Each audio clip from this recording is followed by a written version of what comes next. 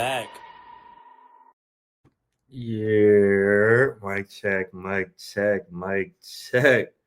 Oh man, we are back. We are officially live. Welcome to Kicking the Real podcast. I'm your host, Andy Diosa. If you're a first time listener, thank you for being here. And if you're a multiple time listener, as always, thank you for being here. It's been a while. I almost forgot how to do this. I was trying to figure out stuff on the back end. Life happens and things get crazy. But the good thing I did promise y'all in the beginning of this podcast is that I am not on a regular cadence. I am not on an agenda. I'm just gonna do it when I want to. So if I give y'all a month in between episodes, I just want you to miss me a little bit. I want you to want to come back and hear what's going on. But nah, there is a lot going on in the sports world, specifically in the soccer world, which is what I'm going to talk about today. I'm going to touch on Christian Pulisic. I'm going to talk about Mauricio Pochettino, the U.S. men's national team in Gold Cup, the Club World Cup, and some other stuff. MLS catch up, wrap up as we're kind of like in the middle part of the season. But it would be beyond me if I didn't start this episode talking about the nonsense happening in Los Angeles with the ICE raids and all different things of that nature. I'm not going to go too long on it because truthfully, I think if you're listening to this, you probably know where I stand on these issues and how I feel. And talking about it doesn't do much but make me a bit angrier than I already am watching things happen and unfold. Um, in the city that I live in now, in a city that I've lived in for almost 7 years now. And it's not just happening in Los Angeles, obviously, it's happening in other places around the country. But I'll just say a few things about that. Number one, if you voted for that clown and you support that clown and you feel empowered by that clown, please stop listening to this episode right now. I'll give you a second to just leave and X out or do whatever else you feel like you should be doing. But um, I for sure, I'm sure I know people that voted for him, and I'd rather not know who my friends voted for because it's not really important in my eyes. But yeah, I think we've gotten to a point, non surprisingly, that he's empowering people. And I say people lightly. When I say people, I mean racist, I mean sexist, I mean fascist, all things that fall into that crazy umbrella of inhumanity and lack of empathy, lack of decency, of just being a human being. Just empowering that in a way that it's not surprising. It's at the forefront once again because he was elected as the president of the country. And this is just a fallout of all of this, right? We knew exactly what was going to happen. For people acting that they're surprised, they shouldn't be because that means you clearly weren't paying attention during the lead up to the election because he's doing things that he said he was going to be doing. And to those that voted for him or that support him and then are now saying I didn't think it was going to be this bad or this is not what I voted for, just shows your lack of, I don't know if it's just knowledge, I don't know if it's just blatant ignorance from certain people that they try to all of a sudden backpedal on this because now it's certain issues that are affecting them. Whatever the case may be, just shows a lack of knowledge in my eyes, and it just blatant idiot people that try to mask it in different ways that it's just not there's not really an argument to be had there, and there's nothing I really want to hear from that side anyway, so I don't really care. Like I said, you know where I stand on these issues if you're listening to this, most likely.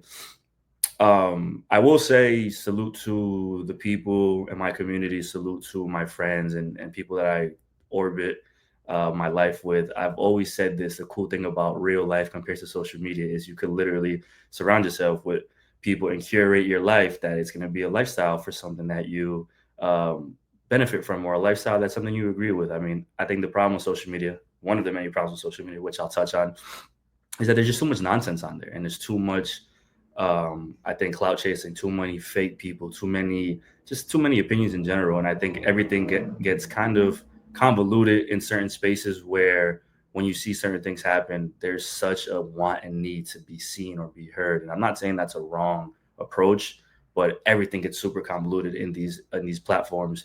And then you go to somewhere like Twitter, and it's a platform run by somebody that's also in belief, whether or not he wants you to believe that he's arguing with his best friend now, in belief in certain ways, billionaires just trying to get richer and take advantage of people and just spread all of this nonsense. I mean, I'll tell you guys, I posted a picture of a T-shirt that I have, and it says like "Shout out to immigrant parents who came here with nothing but gave us everything." Just just a shirt, like a shirt that's very a strong statement, obviously. But I didn't post it with any like trigger words. I didn't say anything that could potentially find the the people that I didn't want it to find. And it did somehow, because once again, Twitter and the internet is not a real place. It went low key viral on Twitter, and I had a lot of messages of people that I don't believe are real. I think they're bots, honestly, just telling me all types of stuff that I should be deported. And I don't know, man. It's so many things that I don't really pay no mind to, and that doesn't really affect me whatsoever. I actually read every single comment, and then I just deleted and blocked them one by one. But I really do wish that there was some semblance of intelligence in that side, and they were actually saying stuff that could maybe spark a conversation, spark a debate. But once again, I don't want to hear anything from them, because there's nothing that makes me believe that they're approaching this from a somewhat of a rational way.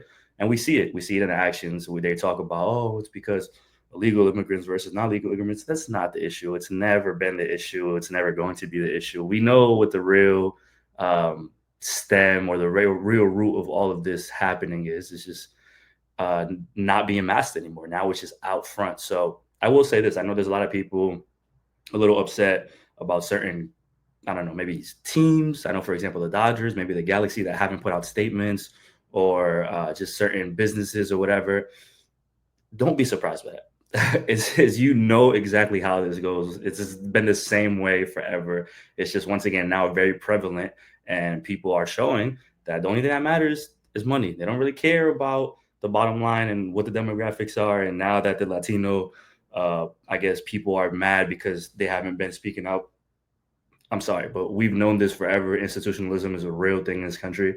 They're not going to mess with the bottom line, which comes to be dollars, and piss off, their leaders or their CEOs or their owners or whatever, just for the sake of making a statement because people on social media want them to. That's just how this goes. It's unfortunate, but this is the country and the left that we live in. That aside, I do, when getting back to my point, because I already went off on a tangent, I do appreciate that my community just gets together and really shows out. And whatever way you see that fit, whether that's protesting, whether that's lending resources, whether that's doing stuff behind the scenes, I love it. I think that there's also something to be said that, people want people to speak up in general. And I don't believe that silence is negligence, or silence is you kind of just trying to take a step back. Some people do like to move in silence and still are doing impactful things. But once again, to the social media point, people feel like that needs to be on the forefront. Um, and I understand that. I understand both sides. I just think that there's not really a need to try to force anything out of anybody, because I think during bad situations, in any circumstance, people show their true colors, and we know where certain people stand. It's not worth arguing with certain people. It's not worth trying to get stuff out of certain people. And I just hope that you keep that same energy when things happen in the future. Like, who your people are, what your people stand for. Just remember that, because, there's a lot of stuff going on, and it's ugly. And I think my approach to it is, I don't want to say it's ignore. It's kind of disconnect. And my approach has been just do not consume, do not I don't know, do not engage, do not do any of that stuff. I see a lot of things happen, and I love the community that I have around me to have all these resources and are doing their best to to have that outreach. And we've seen it. We've seen it here. We've seen it with the wildfires as of late, the most recent ones rather, here in Southern California.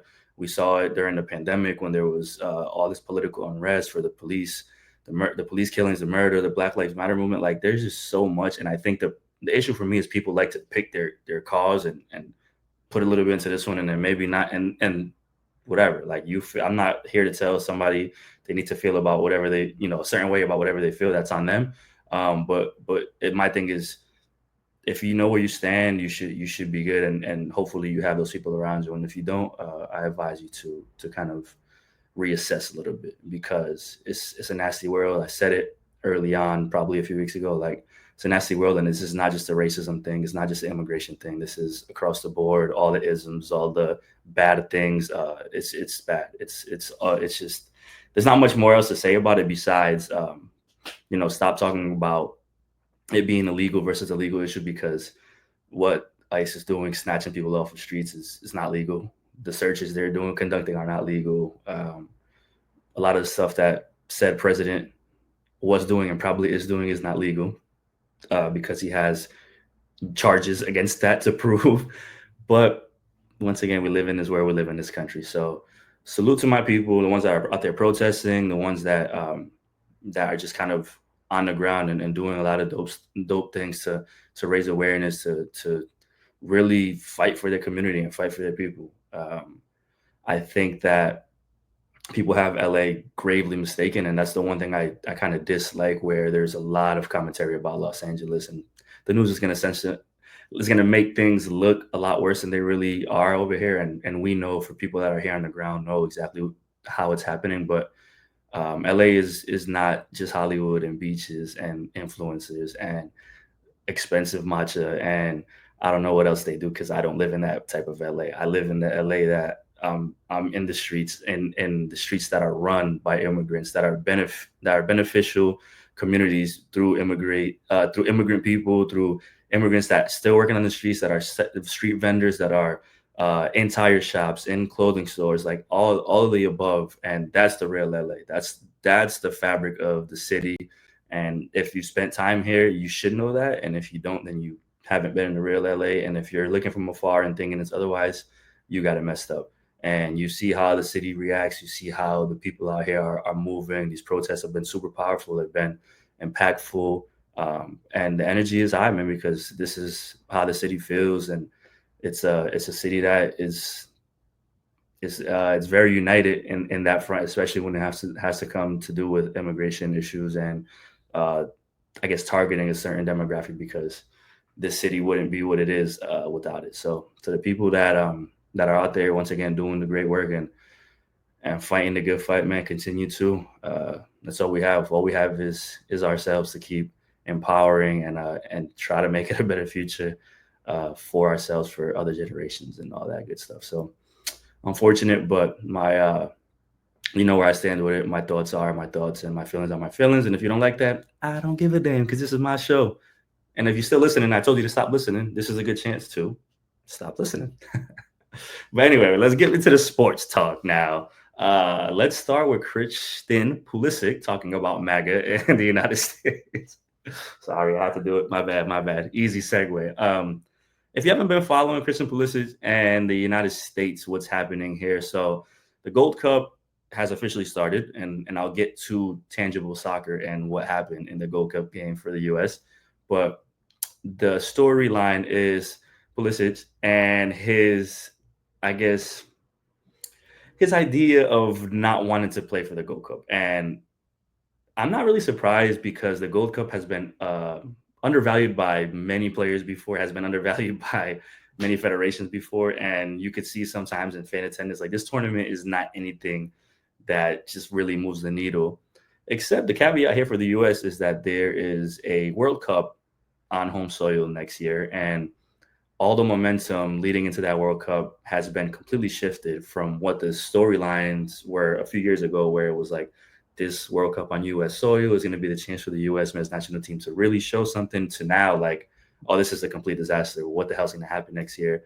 They might get grouped. And we're talking about the U.S. getting grouped in a World Cup where we don't even know the groups yet. Like, this is the change in tone behind this. So CP was kind of like, nah, I'm good on the Gold Cup, which, okay, I get it.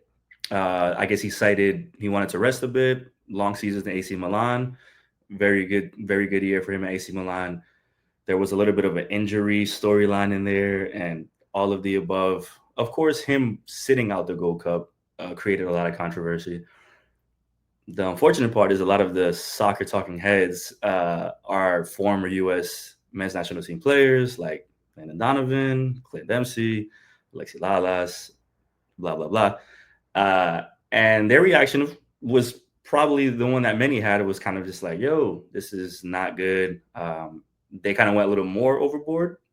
And that's where you kind of have to draw the line, because I just think getting on any camera or TV and calling somebody soft is kind of wild. Like, calling another human soft, where I come from, is a good enough way to start a fight, because soft is basically a word that's a little lighter than something else that I won't say on camera. But either way, like, I'm not talking about the internet warriors that are on Twitter and run these social media pages with a few followers and they just spit out hot takes. I'm talking about people that are former players that are on TV that hold, I guess, this standing of having a powerful voice. Calling somebody soft, crazy. Calling Christian Pulisic soft is wild because he's been there for the U.S. and he's done it. He's done it since he was young. Criticizing his commitment, probably fair because that's the issue we're talking here. And then now going beyond that, talking about mentality and all that other stuff, I think that's fair. But a personal attack on somebody calling himself a little wild, and that is what stirred all of this controversy. Got Christian Pulisic really upset to the point that he decided he wanted to do an interview and clear the air. Now, prior to the interview, when it got announced that he was doing it with Charlie Davies and Jimmy Conrad and Viola, it was like, okay, I like that he's doing this because the one thing about Pulisic is he's not an outspoken person. He doesn't really like to do media. Everybody knows this, and they've known this from basically when he got into the spotlight, the whole Captain America thing, and this is not his thing. But I think he felt strongly enough that he had to get his point of view out. And before the interview, I'm like, it doesn't, damned if you do, damned if you don't, because whatever he says is not going to benefit him. And I knew that coming in. And if he didn't do it, it's like, well, he doesn't care. He's just being quiet on the issue. So he did the interview. And as I expected, whatever he said did not help him. But he spoke his part. And I have to give him credit for actually doing that, right? The interview kind of just reassured what he wanted people to know was, hey, I'm sitting out because I wanted to rest. And, I've had long seasons and this and that. And this is the part where I'm like, spare me that storyline. The real reason, what it seems like, is he sat out because he doesn't deem the Gold Cup to be important. And whether or not you agree with that, so be it. But because of how the U.S. is coming in to this tournament, and then therefore moving forward to the 2026 World Cup, and the way it's looking, that's where the controversy was, because they lost 2 friendlies leading up to the Gold Cup, 2-1 against Turkey, and then 4-0 against Switzerland. And that's when you're like, oh man, the U.S. is going into a Gold Cup with rotational roster. You could call it a B squad, you could call it a C squad, whatever you want, full of a lot of MLS players with a new head coach. You would want Christian Pulisic to be around, right?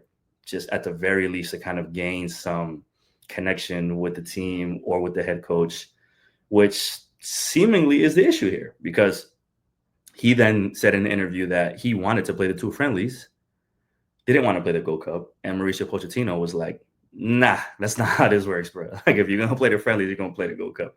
So he wanted to rest, if you're following along, rest, but he wanted to play the 2 friendlies, probably because they were tougher competition than playing against Trinidad and Tobago or Haiti or Saudi Arabia, whoever the U.S. will have to play in the Gold Cup.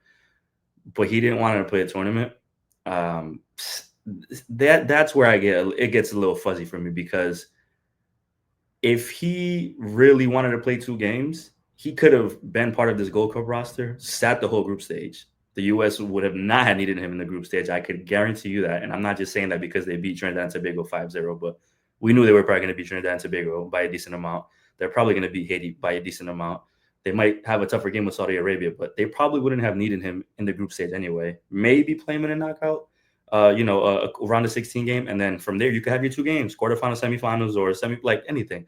The expectation for the U.S. is they'll be in the later stages of this tournament, regardless of who's on this roster, because the competition level is not that high. So Christian Pulisic could have literally been with the team. They could have said he was injured and resting throughout the group stage, throughout maybe the round of 16. And then, hey, there's your 2 games, quarterfinals, semifinals, or semifinals, finals, whatever. That's beyond the point. That's not what he did. But it seems like there's some friction there with Mauricio Pochettino, who I think made the right call of saying, you know what, like, if you don't want to play the 2 friendly, if you don't want to play the Gold Cup, you're not going to come play the 2 friendlies, because we want one roster that's going to lead us into this tournament and that I'm going to be able to assess fully, which I think is a fair call from Pochettino. And Pulisic basically made it seem like I didn't understand, not made it seem, he said, I didn't understand the decision, but it is what it is. And Pochettino didn't really like that. And salute to Pochettino for kind of clapping back, if you will, at Christian Pulisic. And it was kind of like, listen, I'm not here for the players to understand or not. Like, I'm here for them to stick to our plan. They can't dictate the plan, right? And this is the quote that's getting out there. He said, when I signed my contract in the federation, I am the head coach. I'm not a mannequin. some pretty strong words from the U.S. men's national team head coach, who Christian Pulisic said he has only spoken to basically once, kind of at length over the time. So it doesn't seem like a good situation. I think that it's not a big deal moving forward, but I do think that the fact that Pochettino comes in and he's not American, he's not going to buy into this mindset of like, yo, this is our guy. Like, nah, nobody's coveted under his system because he hasn't seen that under his um his reign as a coach for the US. So why would he say, this player is coveted, this player is not? And what I'm starting to realize is that some guys like Malik Tillman or Diego Luna are going to start finding their way into the conversation with the first team when he's coming to selecting for the World Cup. And that's where things are going to get tricky because if you assess, you're going to say, hey, I've had Malik Tillman play for me. There are tangibles I could take away from his performances. There are tangibles I could take away from Diego Luna's performances. What are the tangibles from Christian Pulisic's performances under Mauricio Pochettino or a Weston McKennie? Now, there's players missing this tournament for various reasons, whether it's a Club World Cup or injury. But the personal reason for Pulisic, that's where it gets tricky. So I don't love the back and forth. I think they'll be fine. They have to figure that out for sure. But there is a little bit of worry there for me in terms of maybe a little bit of entitlement. Like we know when he's on, he's the U.S. best player, and that's undeniable. But Pochettino needs to see that, and he needs to also earn that respect from his players, from his pool, and that's exactly what he was doing by putting his foot down. And good for him, right? He's not gonna subscribe to all of that nonsense. I just hope that it doesn't spiral into anything else, like a Landon Donovan situation from prior years. It's a bad sensation of unnecessary drama, and I think that both sides are gonna have to like legitimately have a conversation and be like move on from that once the Gold Cup is over. Once you're approaching the different friendlies that you have moving into the World Cup, because the U.S. these are the most competitive games they have competition wise. That actually have something standing on them before they get to the World Cup, and that's going to be a different beast. So I have no doubt that Christian Pulisic will be fine and show out for the U.S. when he does play, as he typically does. But the approach doesn't seem great. Then he posted on Instagram like exactly what the doctor ordered or something like that, kind of trolling a little bit, and pictures of him on playing golf or doing whatever with his family and friends, which I don't mind. Like everybody's bound to have their time off. These are long seasons and short off seasons, but for the sake of optics is not great. I'd rather him be with the team and not necessarily having to play all these games, but just be with the team than not. But he's not the only one missing. So there's more to be said there. Moving along from that, let's talk about the actual soccer because the U.S. did open the Gold Cup against Trinidad and Tobago in a very empty PayPal Park up in San Jose, California earlier today. And it was a 5-0 victory because what else would it be? Like we know the U.S. is better than a lot of these teams in the Gold Cup, which is why I said earlier you should expect them to be in the later stages of this tournament with Mexico and Canada.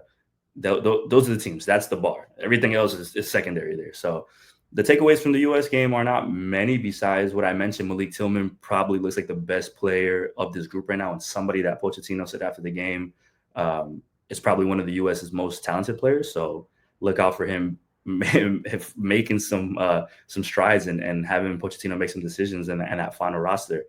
Patrick Agyemang scored, which is great. Agyemang has been coming into his own in Charlotte, and he's a good player. He's just definitely there's a lot of room for improvement there, but him getting a goal is big, especially in the striker position that is kind of a revolving door for the U.S. men's national team and has been for a while. Haji Wright also scores, and then Brendan Aronson. Not much to take away from the game besides it's a sound victory as it should have been.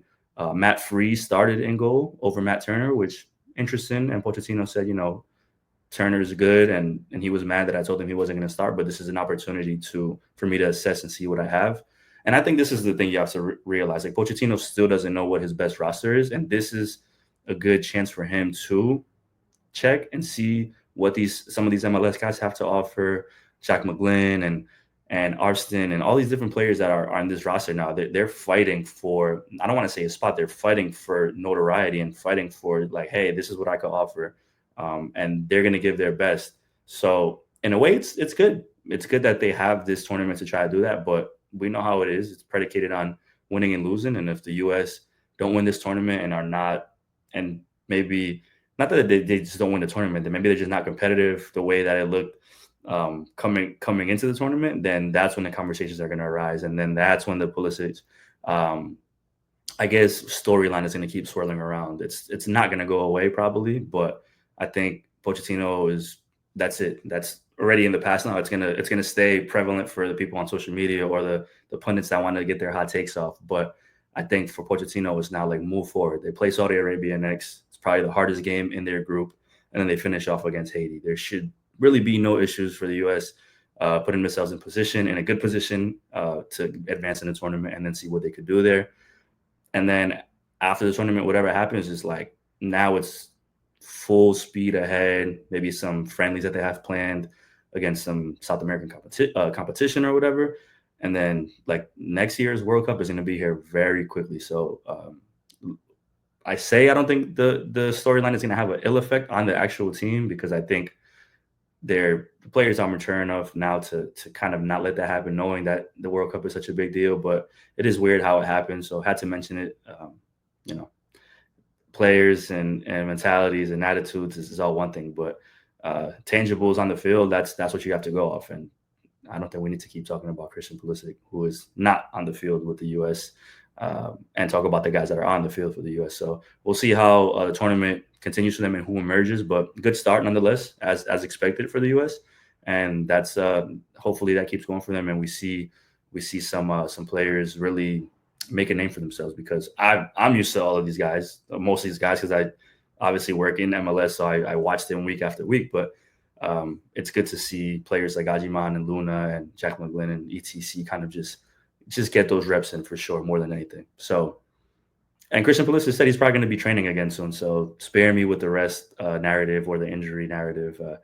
He just didn't want to play the Gold Cup, and I don't know. Maybe I don't necessarily blame him on that.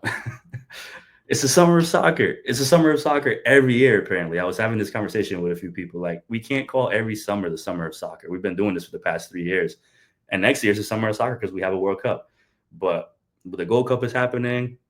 The Club World Cup is happening. I'm going to transition over to the Club World Cup, which is clearly a money grab from FIFA for just expanding the field and having it here in the States, all over the country in these venues. But listen, man, a tournament is a tournament. If you're a fan of the sport, you're going to tap in. It started in Hard Rock Stadium down in Miami with Inter Miami and Al Ahly.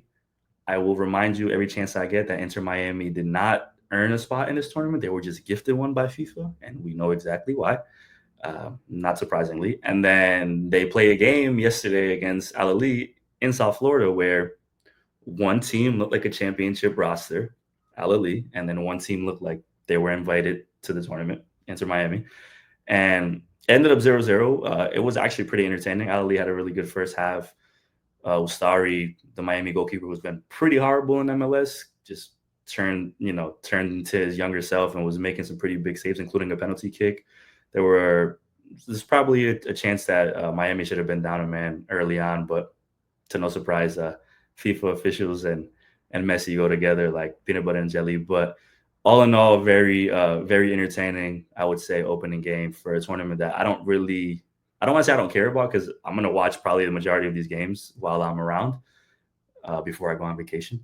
But I think that there's going to be some games that are just like, nah. And we saw that earlier today. Bayern won, I believe it was 10-0 against Auckland, which is absurd. Like, losing 10-0, Auckland City, kind of crazy.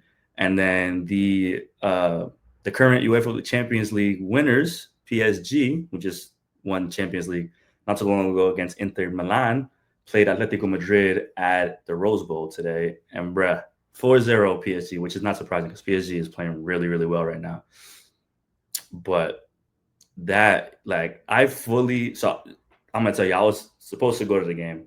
I didn't want to go to the game initially because I was like, it's a noon game at the Rose Bowl. And if you know anything about Southern California, you know anything about these sporting venues, the Rose Bowl is probably, I would say, top 3 worst venues I've ever tried to get in and out of.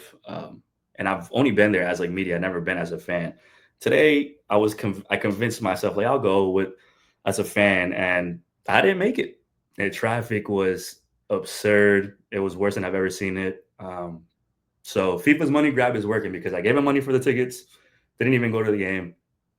and it was also very, very hot. I saw some complaints from the Atletico Madrid side a little while ago, but 80,000 people were there according to the numbers. So FIFA's doing the FIFA money grab is working, I guess. I did not watch Palmeiras versus Porto. I heard it was a really good game. Shout out to Richard Rios, el Colombiano, who, from everything I've been seeing, played a really solid game. He's just a good player, so I'm not surprised by that.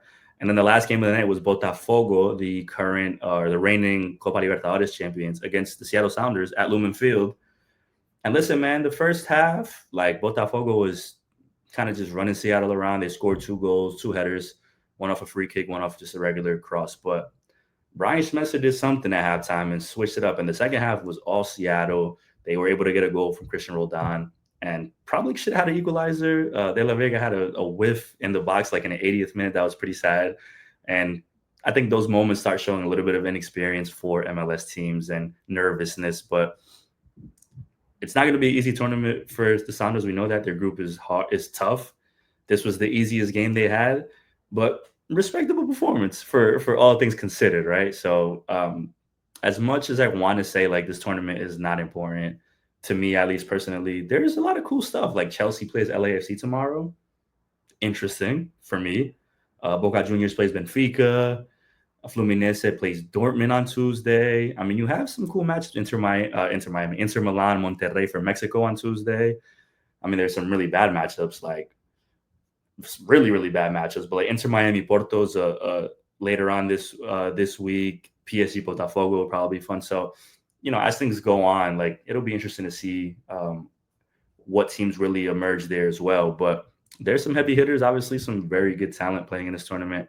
I don't know if I'll be spending money to try to get back to the Rose Bowl, though. I've already started looking at tickets for some reason, but I think I'm good. I think they got me once. I'm not about to be fooled again. So yeah, Gold Cup, Club World Cup, Summer Soccer. And then we have Major League Soccer, which never stops, but they were nice enough to give us a nice little bye week basically this week. And then they'll get back to play at match day 20, which is on July 25th. And I will be officially on vacation. So I want to do like a quick MLS rundown. And this is going to be like just rapid fire. I'm going to look at the standings. I'm going to give my opinion on some teams and how things are going. And that's it. Because I will probably not be talking about MLS again for a long time on this platform. I'm going to be on a long vacation, as I should be, with my toes dipped in the sand somewhere in the south of France. And a bunch of other places around Europe. So I wanted to do this little episode just as a little, a little state of the union, if you will, for MLS to catch up the midway point and see how things are standing before the second half of the season officially, I guess, started. But the second half of the season takes off, and then we'll be back for Leagues Cup, and the summer of soccer will continue rolling on as it does every year. So let's get into the MLS rundown. Let's start. I'm going to start with the East. Like I said, I'm just going to go through the standings and kind of just rapid fire. So the Philadelphia Union are in first place of the East, first place in the Supporter Shield standings. And all I have to say about that is salute to my dog, Bradley Carnell, man. He's done a great job since taking over. I think there's probably, I don't want to say surprise because his coaching ability, because we know he's a really good head coach. I think there was a surprise that the Union, which were so bought into this Jim Curtin style and Jim Curtin approach, did not have any fall off when they got rid of Jim Curtin and hired Bradley Carnell. In fact, you could argue they're better right now. So salute to Bradley Carnell. Obviously, Ty Rebo has been incredible in the Golden Boot lead right now. And he's right now in Israel, which is a tricky situation on what's going on there. Not too clear about when he'll be able to get back. Hopefully, he remains safe, him and his family, and he's able to get back to play with the Union healthy. But yeah, the Union have been really good. And Bradley Carnell, man, I actually spoke to him not too long ago. He reached out, just quick little message, and great guy overall. Just a good coach, a good person to talk to, and I'm very happy that he's having the success in Philly. And it looks like it'll be sustainable throughout the year. And Philly is one of those teams that you typically expect to be there throughout the season anyway. So I think Quinn Sullivan has been one of the most underrated players in MLS this year. There's a lot of pieces there that are just kind of like, regulars, Kai Wagner there, Bedoya and different players like that. But they look solid, man. They look really good, and they're in first place for a reason. So salute to the Union. FC Cincinnati is in second place. I'm a little surprised by this. I didn't expect them to be this good this year, but Evander has kind of just filled that Lucho void without an issue, and they're rolling. And Pat Noonan, you have to give Pat Noonan his credit. Obviously, a really good coach in MLS as well, but they look solid for what they have. I think Kevin Denke has been very impressive as well coming into that team and taking over that striker position. So Cincy, maybe I was a little low on them, but I don't think the overall consensus was that they weren't going to be that good. But Cincy definitely looks good, and I think they'll be to no surprise to many a contender going along. To me, the surprise of the East is Nashville, who is now in third place with 32 points, just one behind FC Cincinnati.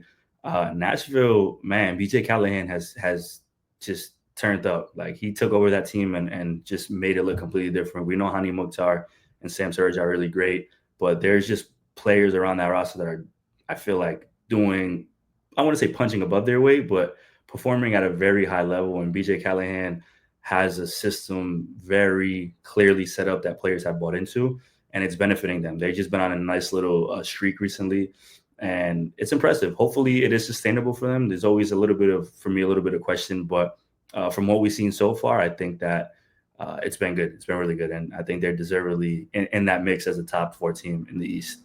And then the to round out the top four, the Columbus Crew, who were just on a little bit of a slump, but I feel like it might have just been, I don't know, probably a schedule congestion thing. I don't ever really fear a team coached by Wilfred Nancy. It has players like Diego Rossi on their squad. I'm probably not going to worry about them too much. I think they'll be fine. They have the experience, they have the players, they have the talent, and they have a really good head coach. So Columbus finally back in the win column this past weekend, and now they'll try to get, gain a little bit of ground and get those points back that they lost over this little stretch. Orlando City is in fifth. They've been a little weird. They've been up and down, but I think they've been good. They've shown some flashes. Have one of the best defenders in the league in Alex Freeman. I think Edward Atuesta remains a very, very valuable piece, and we know when he's on and when he's not, it makes a big difference for that team. Oscar Pareja, very good head coach. Luis Muriel is, he still is not the Luis Muriel that I expected personally as a Colombian, but he's been good enough, and I think he's getting a bit of that confidence. And I actually, speaking to Oscar Pareja and Edward Atuesta probably like about a month ago when they were here in LA, that's exactly what they told me. Like, it's just about him getting confidence and having that approach and taking it a little more seriously than perhaps he did when he first got to MLS. So that is great to see, and I'm glad that they're making those strides. Inter Miami's in sixth right now, which probably surprises people. That team is really not that good. I think that's what it comes down to.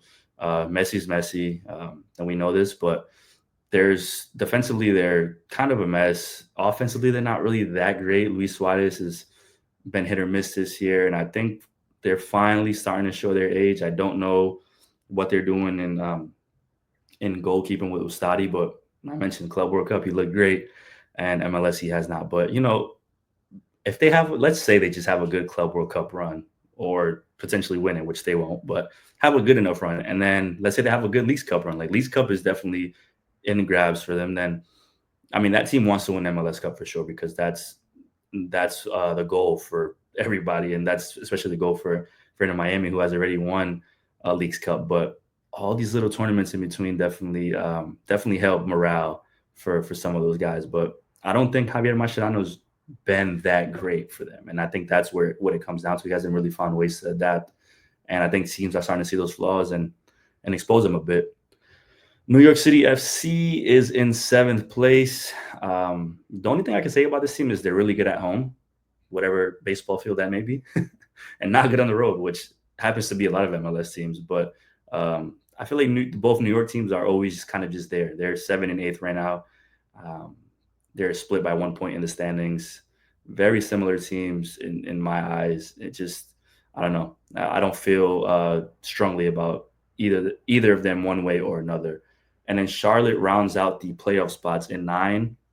Charlotte is very weird because they started off great, undefeated at Bank of America Stadium in North Carolina, and just have an incredible home field advantage there.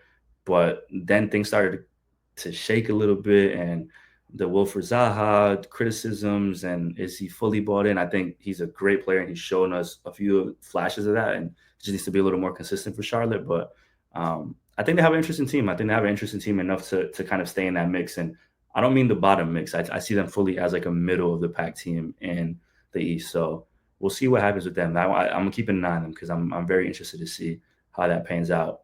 Speaking about teams that are good at home, the team that's not good at home, the Chicago Fire, in 10th place.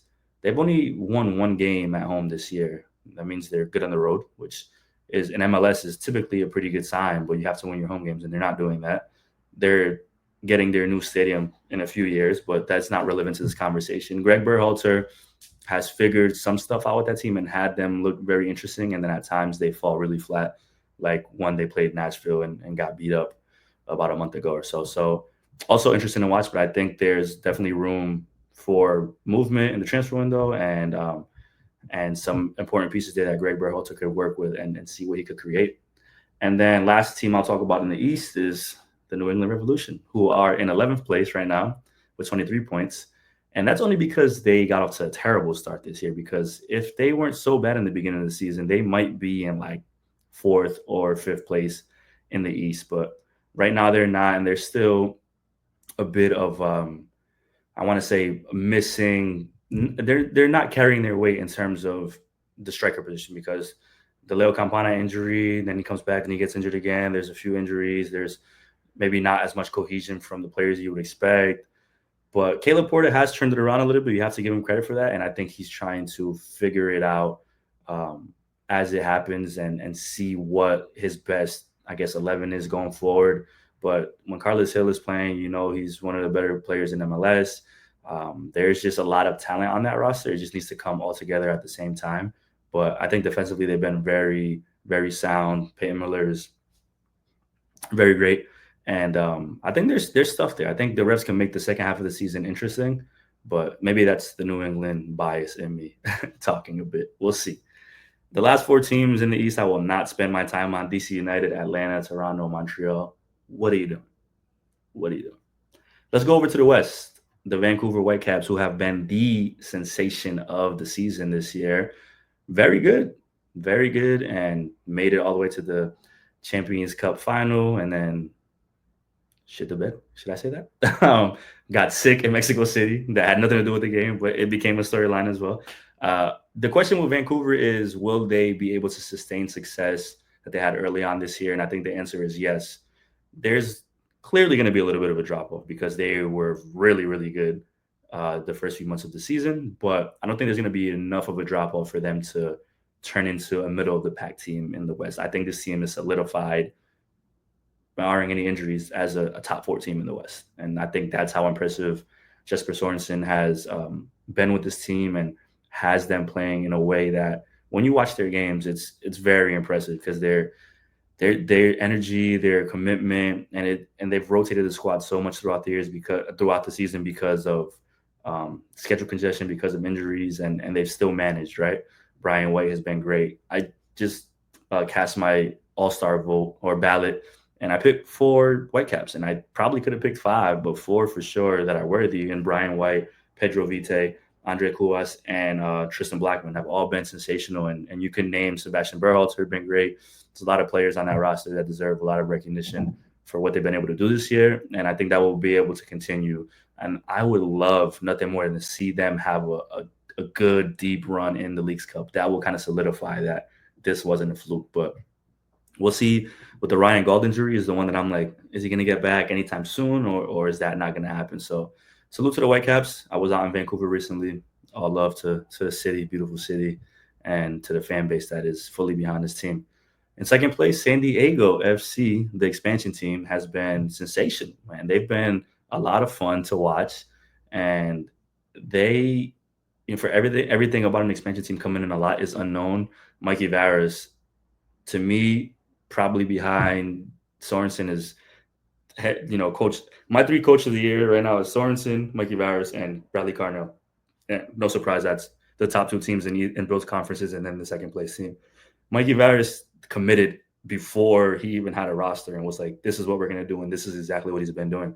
He just has a way of playing that he's not going to conform to what the other team is giving him. He's gonna keep doing what he believes is the right way, and he's also shown us the ability to adapt to that. Right, when he's he has to maybe switch the back line because it wasn't working the way he wanted it to. He's been able to do that and continue being good. Maybe when Chucky Lozano got hurt, who was their star player, there were other players that stepped up. And the fact that they're in second place and play Vancouver in match day 20 and could be the first place team in the West in mid-June is very, very impressive for an expansion team. Shout out to Andres Dreyer, who has been incredible, not only just in playmaking and showing his scoring ability, scored that absurd ship this past weekend from midfield, which one of the most MLS goals you'll see, but also a very, very nice hit from Andres Dreyer. So a very impressive team that maybe people are not paying too much attention to, but I feel like they should. I think San Diego is onto something right now, and it's good to see. Minnesota United is in third, and I don't know how they've been able to sustain this. Honestly, they've been kind of up and down, but this like kind of cede possession and just wait to counterattack works sometimes, and then it doesn't for Eric Ramsey. So they have a very talented roster, I think.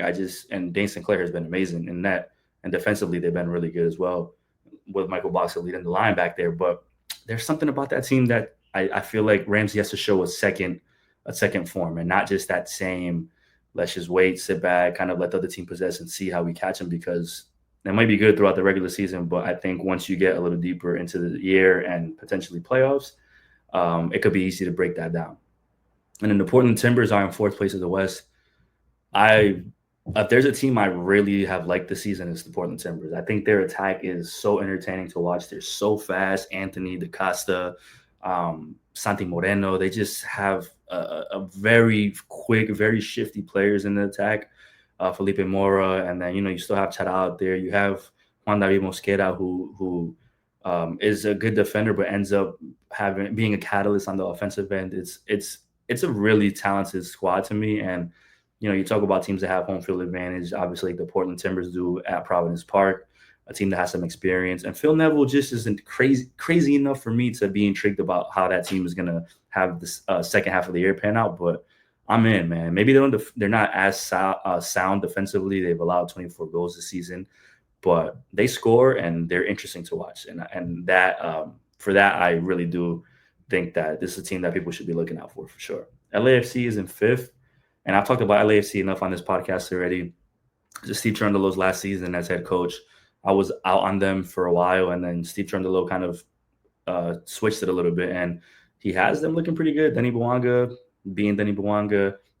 Nathan Ordaz has been a revelation for LAFC. Defensively, LAFC is always pretty good.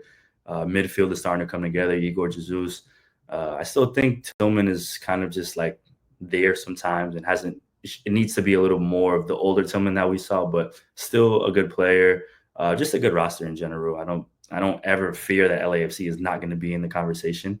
I think it's more so how good could they be against the top teams. But they'll see what happens in this Club World Cup and then kind of pivot back to MLS. I don't suspect that they'll have a good tournament in the Club World Cup against Chelsea or Flamengo, but it's a tournament. You never know. Seattle, same boat. One of those teams that's kind of always there. I think there's a little missing in terms of quality. They have the players. I just think the quality is missing in those moments that they need them. Jordan Morris in and out of injury, and Jesus Ferreira hasn't really done it for me yet. But, I mean, you have players that have MLS experience. You have a coach like Brian Schmetzer who knows the league in and out, and that's the recipe for success usually for the Sounders. And we know that the second half of the season is when they like to turn up. So it's about that time after the Club World Cup where they have to play PSG and Atletico Madrid. So, yeah, that tournament should be over for them soon. Austin FC is in seventh, and that's just I don't know what's going on with them. I don't know if they just haven't figured it out yet in terms of chemistry, Nico Estevez, or maybe the personnel is not great. I think they're definitely a serviceable team with some interesting points, but it just hasn't been impressive enough for me. And I'm actually shocked that they're in seventh place. But this goes to show you that the West is not that strong this year, which is why I don't fear for a team like Vancouver, because the drop-off after Austin is like San Jose, who is not bad. It's a very good attacking team that scores goals, but they don't defend really particularly well. And that's the Bruce Arena MO, but that could get you into the playoffs as a dangerous team and could get you to an MLS Cup. So San Jose, I won't knock them. I just feel like and they need to be a little more well-balanced. But I do like the pieces that they have. There's a lot of players that I'm a fan of. Obviously, my guy, former Kicking the Real guest Chicho Arango, just working his way back from injury. Oseni Buddha, who I'm a big fan of, who I was able to interview when he was at Stanford.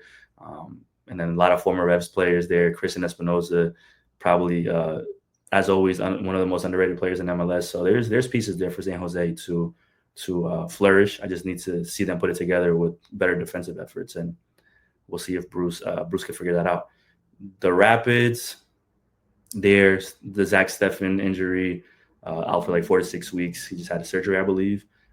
It's not great. I'm kind of like indifferent on them both ways. They're good and sometimes they're really bad. And then like the drop off after the cutoff line in the West is Dallas, Houston, RSL, Kansas City, St. Louis, and the Galaxy.